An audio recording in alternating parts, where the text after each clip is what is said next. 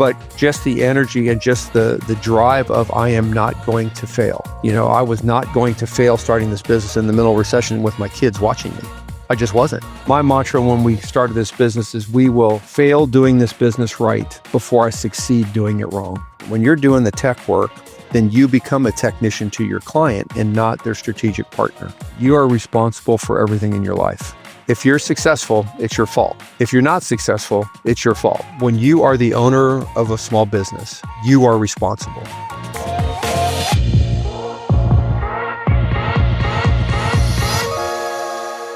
Hello, everyone. Welcome to the MSP Success Podcast, My First Million, where we pull back the curtain and have some candid conversations with MSP CEOs who did just that. My name is Allison Felber. I'm the editor-in-chief at MSP Success, and I have the honor of speaking today with Doug Bates. And Doug's the president of CMIT Solutions, the Atlanta Southern Crescent area. Did I get that right, Doug? Yes, ma'am. Yeah, we have two locations, actually. We opened a second location 3 years ago, and that's Atlanta Northwest. All right, taking over Atlanta, region by region. One step at a time. Yeah, Doug's got a little bit different of a start. We do these interviews a lot, and sometimes you start to see kind of some patterns and trends. And I was very interested, in Doug's start. A lot of it is, coming from, a tech background and getting a degree in IT or telecommunications and working in-house. Well, Doug actually has, and correct me if I'm wrong, but from my research, your BS degree, you have a Bachelor of Science degree in Business Administration and Speech Communication. Is that right? That's correct. Okay. And I also saw on there, I creeped on you beforehand. I found out all these different things.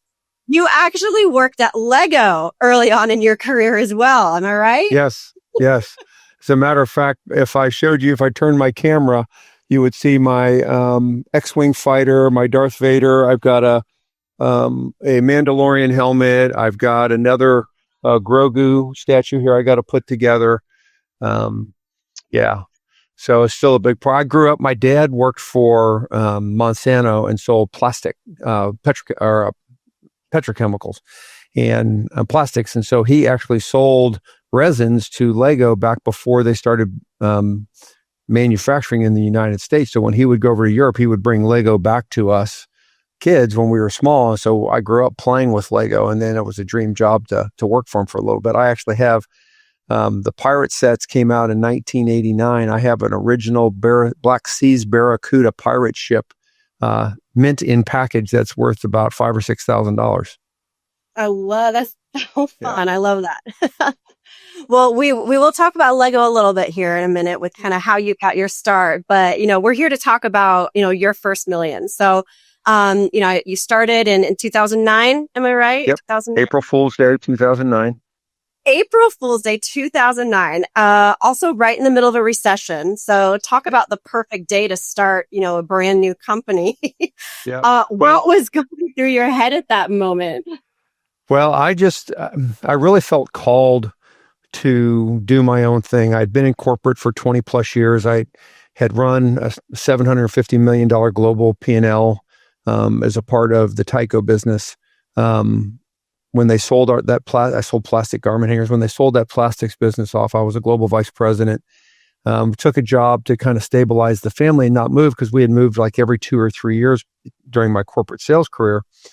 And I just was like, we're not going to move again. Well, then the recession hit. I was last in, highest paid.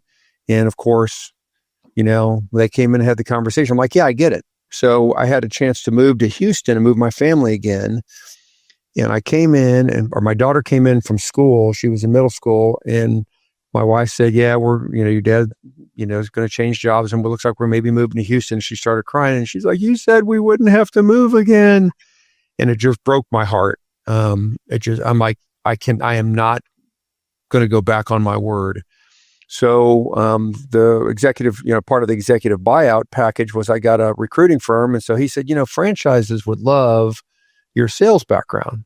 So I went through a franchise broker, and we talked to a bunch of franchises and evaluated probably 30, and we narrowed it down to 3 or 4. And the thing about IT that really resonated for me is I've always been in the business to business model. So I love the B2B model. I love the annuity based model of the MSP as opposed to having to fill the transactional based of some of the other franchises we were looking at. So to me, it was kind of resonated with my national account and my global account background. Well, if you get an account and you take care of it, it's much easier to scale and grow and build those relationships that I was so used to doing. And then the other thing that resonated for me about IT is having been in a global position. When our IT went down, we couldn't communicate. We sold plastic garment hangers. And if I couldn't get orders and if I couldn't get specs and if I couldn't get drawings, we couldn't do business. So when it didn't work, it cost money. So I understood the pain side of it. Yeah. And then when you throw in the fact when I worked for GE Lighting for 10 years, and one of the great lessons I learned there was I never had to convince anybody they needed my lighting or lighting in general. I just needed to convince them they needed mine because everybody needs lighting. So when you come to small businesses, everybody needs it. I just need to convince them they need my support. So I don't have to generate the need for the product. I just need to generate create the value proposition that makes sense to them and then provide the customer support behind it. And I tell my technicians all the time, because like you said, I'm not a technician. I mean, I go home and take a nap if I change out a UPS. I just swap out a monitor. I tell the guys, this is on you. So my focus is on you guys do the tech stuff.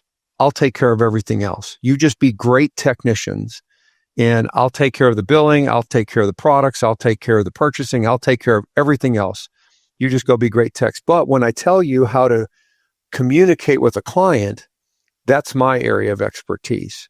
So the way we communicate, our patterns for follow-up, the way we phrase and talk to our clients is based on my 25 plus years of sales and marketing experience for the great companies I have on how to interact and build customer relationships. So those are the type techs that we look for to come work for us from a culture perspective. And then I've got my VP of IT has been with me almost since the beginning, and his job is to make them be great techs. Mm-hmm. I love that. Curious, what were some of the other franchises you were looking at?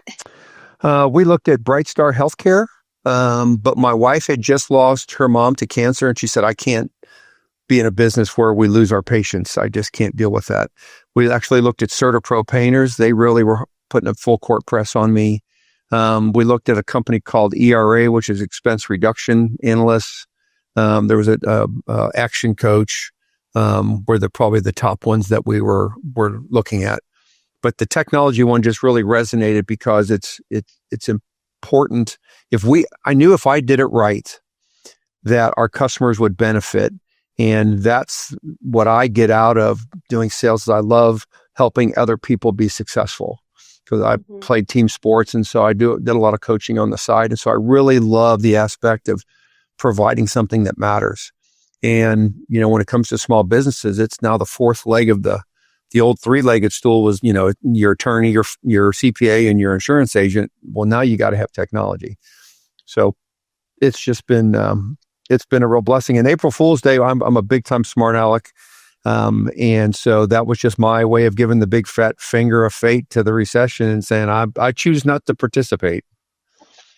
And actually, Jeff Johnson, who's the president of TMT, he was a CMIT franchise owner when I was validating, and I talked to Jeff on a validation call, and he at the time was the only CMIT that was doing $1 million in revenue. He and his partner Thor in San Francisco. And I hung up the phone and I turned to my wife and I said, "This is the one we're going to do." She says, "Why?" I said, "Because if he can do $1 million, I can do $1 million." So just because I'm a competitor, so I said, if somebody else can do it, I can do it. Yeah. And so, Jeff bailed, on me 8 months later and went to TMT, and here I am, still in the franchise system. But it can't, it's the old thing, when you use the phrase "I am" or "I will," you have a better chance of being successful. And I was like, I will do that. I can do that. I am going to do that. Mm-hmm. I love it. So what were some of the hardest parts, of those first couple years and kind of getting through the recession and building a business? Well, it was just, we literally, fortunately, our kids were very good athletes and they both got scholarships, but they were in, high school at the time. So knowing that they were going to probably get a free education, we took their money, is what we bought the franchise with. So we said, hey, stay healthy. If there's no more college money. No, yeah, that's right. Yeah. And so the hard thing was more on the personal side. Literally, when you start a small business, you have to invest totally. And I was on unemployment, if you will, the compensation, the buyout from the sale, or the, getting laid off, the severance package. And so having to look at my kids and say, yeah, you can go to Chick-fil-A, but I don't have $5 for a sandwich for you. We just had to really, really tight. My wife stayed at home. She was a stay-at-home mom. She was an executive admin early in her career before she became a stay-at-home mom. And so she was doing back office stuff. So we just sat them down and said, listen, this is what I, feel called to do, but it's going to be really, really tight while we do this. And so we're going to have to make sacrifices. And I need you guys to understand that. And they were phenomenal. I have little Post-it notes on the bottom of my monitors from, here's one from my daughter. This was like at year 2. It's like, love you, Daddy. You are my hero. So I'm so proud of you. Love you. Keep on keeping on. So, one from my son, so those are the things that I got from them. And they would run, my daughter, especially when the phone rang, if I couldn't get to it, because we started out of our home, she would run back into the office if I was out, and she would answer the phone. CMIT Solutions, this is Kristen. How can I help you?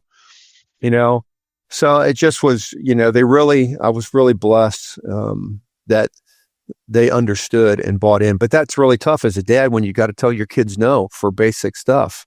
But I just felt really called and motivated that this was long-term the best thing for our family, to get me off the road, be home with the kids while they were starting to, going through high school, which is really, I think, an important time for young adults to have their parents there, both parents. And so that was probably the toughest thing on the personal side. And on the professional side, the sales part, I've been a sales guy my whole career. That was really easy, going out, kissing babies and shaking hands. But I didn't understand the technology. So really, I was fortunate to, I think it's a God thing that Brian and I got connected. And he became my, he started with me as a part-time tech, and now he's my VP of IT services and been with me. It'll be 16 years next month. That he was that good, but I just would wear him out, standing over his shoulder, when we had 4 clients, with nothing else to do. What are you doing? What are you doing?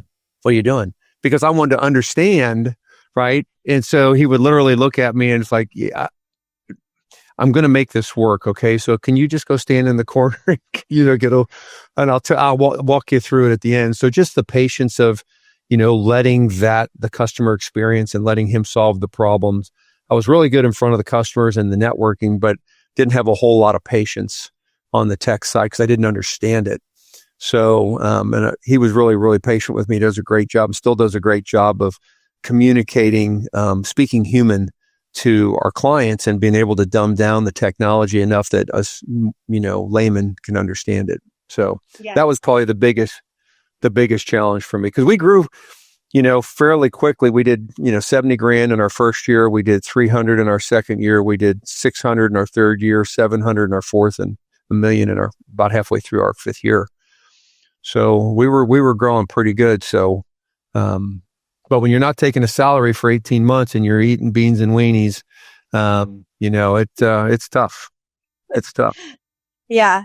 I think that there's probably a lot of listeners who either relate because they're there right now, or maybe they've just gotten on the other side and are, now faced with different problems. But it's rough, and especially at the time being in the recession as well. Speaking of other MSPs, before hitting that $1 million mark at around year 5, you said, what are 1 or 2 things that really enabled you to jump that hurdle, to get over the $1 million mark? Well, because since I'm not a technical guy, having that strong technical resource to solve the problems and deliver the product stack and the service. Back then it was also a lot easier. It was just an antivirus and a monitoring agent. It's a lot more complex now. There's a reason why it's that fourth leg. Yeah, that's right. That's right. Having that, I joked with him. I said, listen, Brian, I said, you got a 24-hour contract that renews at 7:00 every morning. And as long as stuff's working and I don't get a UMF call from a client, you can come back to work. Otherwise, I got to find somebody smarter, because I couldn't do any of the technical stuff. So, having that resource was huge for me. Also understanding, Paul Dipple, I got connected with him and listening to him early on because I'm a data guy. And so listening, doing research, back then it was, I think it's still 70%, but back then it was almost 80% of leads come from networking and client referrals. So the only thing I could do to generate sales back then was to network. We actually used Robin Robbins, CMIT, as a system back in 2009 when I started my very first, I did the aspirin campaign in 2009. And then after I did that, I think the relationship, they separated, they stopped using them. But so we started doing that, and at least the broadcast marketing and the importance of grassroots marketing, we continued to do. But it was literally joining the chambers, showing up, being consistent, and understand, the old other phrase I tell a lot of people, act like you've been there before. Fortunately for me, I'd been in sales before. So I called on Walmart and, so calling on somebody who's only going to spend $500 a month with you was not intimidating, but you still have to treat them the same, especially when you're starting out, to get that grassroots moment. I mean, I would sell anything that I could make profit on. And that's, I think, one of the faults that I see in a lot of new MSPs is that they're like, oh, I'm only going to sell managed services. Okay. Well, then you better slow your curve down, because not every, you got to, especially the economy now, it's much harder to shift somebody from another MSP to you. Mm-hmm. So you may have to start with some break fix work. You may have to start selling hardware. You may have to start other stuff to make profit, to pay your bills, to generate revenue, to spend on marketing, to get the clients that you want. And so you have to be able to mature. And this is the other thing about Paul Dipple that I liked, is the 5 stages or 7 stages of maturity, in the different models that can be successful. And so knowing where you are, knowing where you want to go, and having a plan to get there. And that was always my goal. I mean, when I first started out, 50% of my revenue was hardware, software, 60%, and my goal was always I'll shift that mix over time as I grow my managed service, get rid of some of the break fix, and, it takes time. And so we did that slow migration to now where I think we've got a really healthy mix and have a very distinct vision for what we want to be. And I'm not looking to be a $20 million MSP. That's really not my goal. My son's now in the business with me. My daughter does our marketing. So it's truly a family business with 2 locations. I just want to help my son build it to where he wants it to be, so that he can support his family, and then he can do with it what he wants, in 10 years when I'm out of the business. But I'm having a ball now working with them all and growing the business. Yeah, I love that they're all working there now. It's when you were talking about, new people starting out in MSP and wanting to go right into only managed services, it reminds me, back when, I worked at TMT and I ran their digital marketing program, the agency, and I would listen to all these calls that would come in for people that we're doing digital marketing for. And it's the people that they would call in, they'd say, my computer's not working or my network's down. And I would literally hear some of these people say like, oh, well, we only do managed services, or we only do contracts, I'm like, you're burning that lead. It was so painful, but you're right. That's how it comes in. Yep. And even now, even at 4 million now, we had a call the other day that came in and like, yeah, we're really looking for, it's a residential call. So I, helped her find, we have a local guy that does residential that we refer to. But I still take every call that calls in to make sure that we're not missing an opportunity, because our largest account started at 15 seats, 1 location, break fix. And now they're 250 seats and, spend a lot of money with us and allow us to take care of them. But when we've been able to grow with them, but had I been in that managed service only model back when they were just starting and family owned, they, chances are they wouldn't be a client. I've waited, 2 years for clients to come around and come on board. So that's the one thing I think that I really love about being the sales guy in the business and not the tech is that when new employees come on and we talk about accounts in the office, I know the story for every client. I know how the lead came in.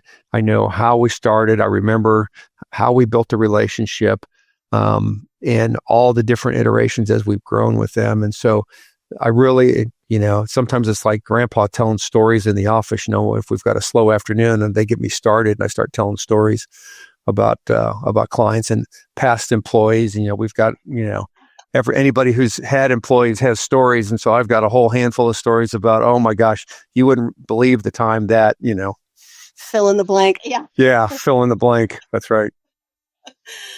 All right. Well, we talked, a couple different times about, you entering in, to the IT space differently, not with an IT background, more with the sales, business focus.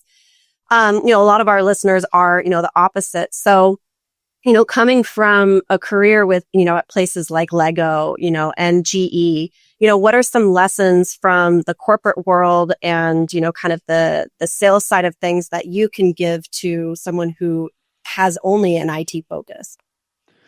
Well, I think there's some pretty standard ones out there that a lot of people have heard before, don't work in the business, work on the business, for example. It's easy for me because I'm not conflicted, right? Because I can't do that. Now, there are days it's really, really frustrating when we're swamped because I'm a problem solver and I always want to help, right? So when somebody's got a problem and we're trying to figure out how to staff it or how to overcome the problem, and I can't roll up my sleeves and go in and start fixing a server problem or, reconfiguring something. I just can't. I just have to stand back. So that frustration is real. But as far as keeping us and keeping the business on the strategic path that we want, you have to stay out of the weeds. The other reason for that is when you're doing the tech work, then you become a technician to your client and not their strategic partner. And it's very, very hard to undo that when they have you on the phone and they're like, hey, while I've got you on the phone, my right screen's not working. Can you help me? Hey, for me, hey, let me get a ticket created and I'll have a tech call you. Yeah, because I can't do it. And so it keeps me very, very segregated and keeps me focused on, why are you doing this project? What software's down the road? What's your vision for your business? What, acquisitions do you have coming up? And focusing on the P&L side and what our model continues to look with them. So I'm constantly evaluating the value that we provide to clients to make sure that, because I do things, Allison, I do things a lot differently than a number of MSPs do regarding how we treat our clients. For example, I don't have automatic escalators built into my contracts. Some people say that's crazy. You should have automatic escalators because it increases the value of your business. Yeah, but I'm a franchise and the chances of me selling outside the system are slim or none. So I'm going to run this business. I'm not going to sell it. So I do price increases based on merit, based on changing the stack or based on economic conditions. I just don't do automatic. I don't like them for my landlord. I don't want to do them to my clients. So that's one thing we do. We have agreements. We don't have contracts. We have 3-year agreement that has an evergreen. But after you're in it, depending on the level you're on, but for most of my clients now, they're on a 30-day out. There is no buyout. I've got clients who've been with me 10 years, pay me $10,000 a month. And if they want to leave tomorrow, they could leave tomorrow. They give me a 30-day out and they're gone. So that forces me and my team to stay frosty. We have to make sure we're doing customer service. We have to make sure because everybody's only 30 days away from leaving. Mm-hmm. So there is no security blanket for us in our customers saying, oh, well, if they leave, they got to, pay us, $100,000. We don't have any of that matter. And so, that doesn't help the value of my business to a potential buyer, but it makes my customer experience for the client significantly different and less rigid than a number of other MSPs, right? So, and I'm not saying it's better, I'm just saying it's different. And so, because we're focused on the customer first and working back to us, and I'm not in it for a 10x buyout at some point, it's allowed us to grow and scale and keep our clients. Our turnover, I think I've lost 9 clients in 16 years. Wow. So, right? So, I mean, some people say, 10% a year is fine. I can't afford 10% turnover every year. So therefore, our sales engine doesn't have to be as aggressive. Our marketing engine doesn't have to be as aggressive. Our messaging doesn't have to be as aggressive. We can be more patient because we're stable financially and our relationships are solid. And that's our focus first. And then so our client referrals are really good ones when we get them. Yeah. So, and we tend to close a lot of those, and that helps us grow. Slow and steady wins the race. Yeah. So you're doing a lot of things right, obviously. We've talked about a lot of them, but is there one thing you did that didn't work? And maybe what you learned from it? Oh, gee. And I made the joke with a colleague today. I was like, hey, in marketing, there's just, there's just trial and error. There's no mistakes. It's just, you just try different. Yeah. Most of these mistakes, I think it would have been, on our table of organization. When we have what's called a director of first impressions that answers the phone. Because we do live answer. We don't use third party. It's a W-2 employee. And we first started that position. We started it with a level 1 technician, and it just failed miserably because they kept trying to solve the problem they wanted to learn instead of actually doing the customer service side. So for what my goal was for how we interacted with our clients, it just was really bad. So we did 2. Both of them failed miserably. And I'm like, my baseball background, I said, I'm not striking out. So we're not doing the third time. So we went for somebody that had no tech background and came from the hotel industry and had a customer service background. And all of a sudden the customer responses was, oh, we love Valerie. She's awesome. Oh, this is great. Finally somebody that we can talk to that doesn't, try and tell me how stupid I am or that, make me feel stupid because they start telling me what I did wrong. Yeah. Right. So it just changed the whole client experience. And I'm like, okay, so that's one. We actually did an outsourced help desk. And our clients called it the escalation desk. And so we stopped that. Well, as soon as I heard that from a client joking, I said, yeah, have you opened a ticket? And they said, oh, you mean with the escalation desk? And I said, excuse me? And so that's when we brought all of our guys in-house. And again, it cost me a little more money and our model's a little different, but it works for us. So most of them is, making a bad hire, hiring somebody too quickly, working for GE for 10 years back in the Jack Welch era. His mantra was always hire slow, fire fast.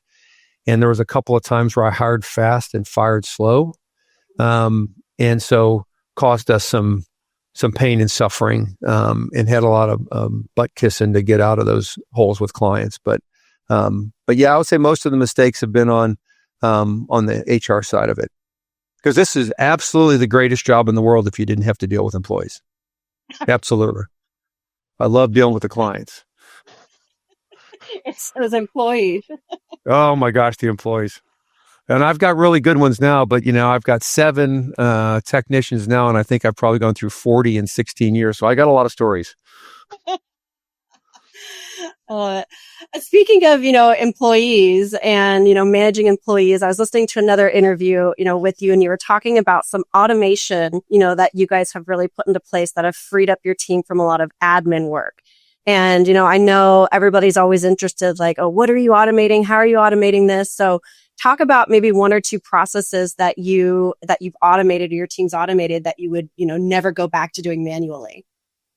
Well, I mean, a lot of it's the same stuff everybody else is doing. We're trying to automate the ticket process, the escalation process, the note-taking process, time tracking process, just anything that we can do to allow the technicians. So my background when I was in sales and marketing was for manufacturing companies. And one of them was an aluminum extrusion company. And so we had aluminum extrusion presses, and I look at my technicians like an aluminum extrusion press because they're W-2 employees and I pay them a salary. They're not hourly. So I pay them a salary. So I've got a fixed amount of capacity in that technician that I need to maximize every week in order to be profitable.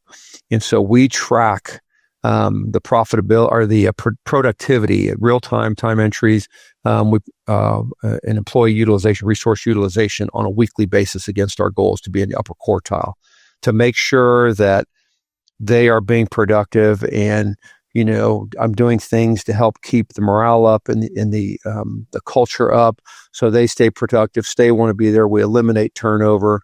All those things hurt productivity. So anything I can do, because at the core, really good technicians, they want to geek out. They want to solve problems. They want to, drive their, stick their flag in the ground when they're done with a ticket and say, yep, I solved this.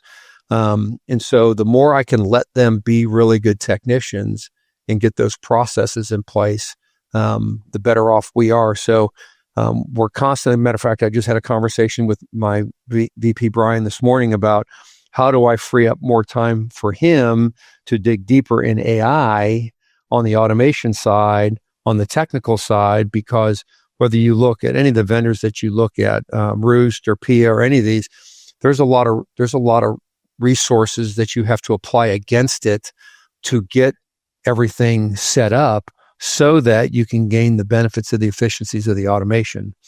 Mm-hmm. So you gotta, nothing's free, right? So you gotta put in the time. So we're still working through some of that, but we've already automated a lot with Autotask.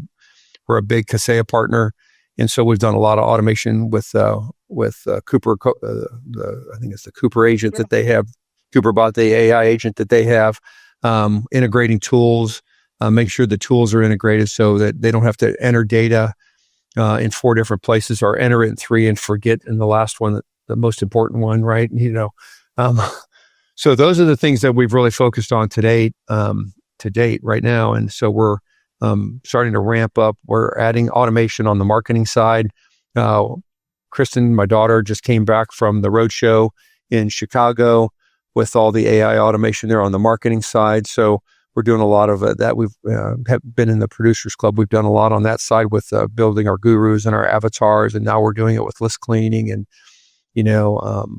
looking at cold calling and just constantly looking at it. Matter of fact, we just came back from our CMIT convention and I have a Baby Doug video, Baby Doug X, to use for intros when I do my AI presentations, so we can show people, that we're paying attention to AI. And it's pretty funny. My staff got a big kick out of it, and so do my kids. But we're just, we're just trying to keep, small business can't afford to be on the bleeding edge, but you got to keep, as he's talking about with marketing, you just don't know what's going to work. Right? You don't know what message is going to resonate. And so you've got to have multiple messages out there in multiple places so that when somebody's in pain, they can find you. And then, the name of the game on the backside is, the personal touch and efficiency. So the more efficient I can have my technicians be and getting a faster resolution for the clients, and we have a personalized customer service experience, I can keep my clients over somebody who automates and does AI chat bots. And because a lot of that stuff, small business owners don't like. And that's fine for those that do. I don't begrudge anybody for doing what works for them. But, one of the things I keep having to remind myself, I just had this conversation with my wife the other day, is the percentage of businesses that have been in business over 15 years and that are over 4 million in revenue is less than 0.5%. Yep. So we're doing something right. And I'm not going to stop looking at new things, but I can't change at the core who we are, because then we upset everything that we have and put it all at risk. So you take small risks and you calculate the risks as you go along through the process. Okay. Now, I know this is, my first million podcast, but, question for, beyond hitting revenue numbers, what does success look like to you? Well, I mean, obviously you got, one of the things the great things like Paul Dipple even called me out for this in front of the peer group at CMIT. He says, Doug does two things really, really well. He looks at the top line or he focuses on the top line and he focuses on the bottom line. So, it's all about making money. So at the end of the day, you got to be profitable. So I don't care how big you are, if you're losing money or, you're not making money, then there's an issue. And making money to me is a relative term. Are you making enough for you? Right? For you, your family, your business, your goals, whatever, because that's all relative. Success is having a name in the community that you can be proud of. That when you walk in to a chamber event, when you walk into a client's office, when you see a client in a restaurant or a client in the movie theater, they walk up and shake your hand and give you a hug. That's success to me. That means we're doing the right thing. We're not only making money and taking care of our employees, but we're also taking care of the clients and building a brand and a reputation in the industry that we can be proud of. I told my son this when he first came in. He's heard it for years, but my mantra when we started this business is we will fail doing this business right before I succeed doing it wrong. And he actually repeated that to a client on a presentation, a prospect, unsolicited by me. And, I was like, oh, I have to turn away because that was a proud dad moment that resonated with him. But I really truly mean that. I mean, all we are called to do is to be the best that we can be every day and have faith that God will do the rest. And so I'm constantly evaluating what we do and how we treat our friends, families, and clients today on how we did yesterday. And are we better today than we were yesterday? And when we stop that pursuit of excellence, then I need to get out. Because then you get complacent, then you burn goodwill, then you lose friends, then you lose clients, and none of that's any fun. I don't ever want to be that guy. And I won't let our business be that business. Yeah, 100%. Okay, two kind of quicker, well, I guess it doesn't have to be quick, but one of them may, one of them not. You've referenced, Paul Dipple a little bit here in their service leadership. Is there one, maybe business book or, business coaching program that stands out to as just really being a game changer for you? Well, so this is really funny. I have a bookshelf full of business books. I have not read any of them. I have people given me a lot of books over the years, but I gain information through conversation because it's like Golf Digest and Golf World and Golf this and Golf that. They all say the same thing. They just verbalize it differently. It's different styles. So I'd rather talk to, that's one thing I love about the TMT platform, having the authors there and listening to them talk. I'm getting information directly. So there's really not any business book. One of my early region managers was very, very influential on me. Is a guy by the name of Paul Brown in Texas. And he was just a very solid, balanced, calm manager that, taught me, hey, employees are like kids. When somebody asks a question, you always try and find a way to say yes. And you go through the data and you go through, then, if you have to say no, you have to say no, but you have a reason for it. You don't just assume, Six Sigma methodology actually has been one of the greatest things for me because being a data guy, it teaches you to make data-driven decisions and not make assumptions. Mm-hmm. So that applies to everything that we do, life and everything.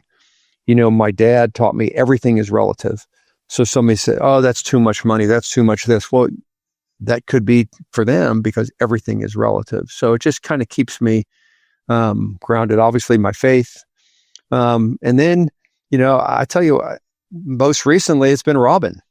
She and I are both Aries, where I've come to find out since we've signed up 15, 16 months ago. I love her energy. I love her direct style. That's very much a mirror of who I am. And so When I can have a 5-minute conversation with her, listen to her talk for 5 minutes, and I draw off that energy as a team player. So even though I don't necessarily agree with everything that she says, and she'll probably be devastated to hear that, but just the energy and just the drive of I am not going to fail. I was not going to fail starting this business in the middle of recession with my kids watching me. I just wasn't. And so that was there was never a doubt in my mind. My wife, abject panic. You're going to do what? You're going to on your panic. You don't. Yeah. Oh, she absolutely did. She said, "Are you crazy?" And I'm like, "Honey, trust me. You just got to trust me on this. We're going to be okay." So I wish I could give, again, I guess the best business book would be the Bible. And then, like I said, just some really good mentors along the way. Yeah. Okay. You've been dropping some great little tidbits of advice and dropping little, cookie crumbs for our listeners here and there for those wanting to kind of cross that $1 million mark. But if you could leave our friends, our audience, our MSP community with maybe one piece of advice, if they're looking to make it over that hurdle, what would it be? I watched a podcast not too long ago that said that you are responsible for everything in your life. So it's your fault, basically. If you're successful, it's your fault. If you're not successful, it's your fault. If you have enough leads, that's your fault. If you don't have enough leads, that's your fault. So when you are the owner of a small business, you are responsible. And there are so many people who do this that want to try and blame factors, economy, other things for their success or failure, when at the end of the day, ultimately, it's you. So if you are responsible for everything in your life, so it's your fault, basically. If you're successful, it's your fault. If you're not successful, it's your fault. If you have enough leads, that's your fault. If you don't have enough leads, that's your fault. So when you are the owner of a small business, you are responsible. And there are so many people who do this that want to try and blame factors, economy, other things for their success or failure, when at the end of the day, ultimately, it's you. Well, to do, but if you can do it, that's when growing, I find, happens exponentially when people just stop looking behind them and blaming everybody else and taking responsibility and looking forward. So that would be my advice. Yeah. Extreme ownership, right? Yep. Yeah. Go back to Randy Jackson from American Idol back in the day. You have to be in it to win it. Yeah. And and I was the same way with my wife. Sorry, one last thing is, when we were dating, I said, "Hey, listen, my parents were divorced. Divorce is not an option for me. If you think divorce is an option, you're not the right girl for me." And she just looked at me. She says, "What do you mean?" I said, "I don't care if it's counseling, whatever. The only way out of our marriage, if we get married, the only way out's in a body bag, you or me." And she kind of looked at me. I said, "I'm serious, because if you go in thinking that divorce is an option, then divorce will be the result. If you go in thinking we're going to fight through everything together through this," and that's the mindset going in. So now we're 37 years in, and it's, there have been times, with the kids, with all the moves, she was by herself a lot. I traveled. I lived in Hong Kong for 6 months. We started this business from scratch in the recession, right? There's a lot of adversity to overcome, but we're still together because that was the mindset going in. So I've talked to business owners that are looking at opening an MSP, and they're like, "Yeah," I said, "I'll give it 2 or 3 years, and if that doesn't work, I'll go do something else." I'm like, "Well, then don't do it." Yeah. Just don't. Why? Why put yourself through that? Because if you're not fully committed, where you're not willing to eat beans and weenies to get over that hump that you need to get over, if you're not willing to tell your kid no to the free pony or whatever they want when you have to put it in the business, if you're not willing to make those sacrifices, then you're not in it to win it. So, but that's why small business ownership is hard, because a lot of people aren't willing to make those sacrifices and those hard decisions. Yeah. Great piece of advice, leave our listeners with. If you're saying that to yourself, "Oh, I'll give it a couple of years and see if I can make it work." Cut it out. Don't say how ever again. Ever again. Yeah. Switch it to the I am and I will. Yep. Yep. Awesome. Well, Doug, this has been amazing. I loved hearing about kind of the different story of how you got into IT and some great advice, not only just for people who are under that $1 million mark, for MSPs of all sizes. I really appreciate you being here. I'm sure I'll see you at an event soon. Maybe upcoming DattoCon, perhaps. I will be at DattoCon next about 10 days. Yes, I'll see you in a week and a half at DattoCon. And anybody else who's listening, come and find me. Come and find Doug. I'm sure he'd love to chat with you too. But until next time, hang tight for the next My First Million podcast episode where we're, pulling back the curtains and getting all the juicy tidbits on how to make it past that first million. Doug, thank you so much again, and I'll see you soon. Thanks, Allison. Appreciate it. See you at Better Your Best Finals. Love it.